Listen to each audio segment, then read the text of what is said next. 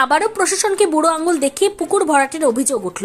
এবারে কালিয়াগঞ্জের বোচাডাঙ্গা গ্রাম পঞ্চায়েতের অধীনে ভবানীপুর এলাকায় কালিয়াগঞ্জ বালুরঘাট রাজ্য সড়কের পাশে থাকা একটি পুকুরে অল্প অল্প করে মাটি দিয়ে ভরাট করা হচ্ছে।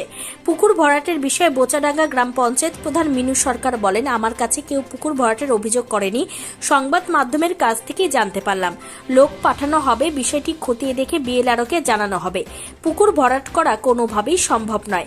প্রশ্ন উঠছে, পঞ্চায়েত থেকে কিছুটা দূরে পুকুর ভরাট হলেও পঞ্চায়েতের নজরে এলো না।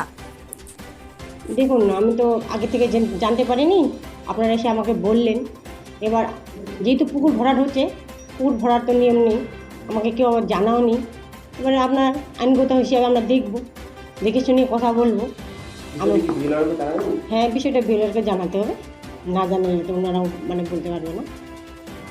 নিজস্ব সংবাদদাতা, খবর কালিয়াগঞ্জ।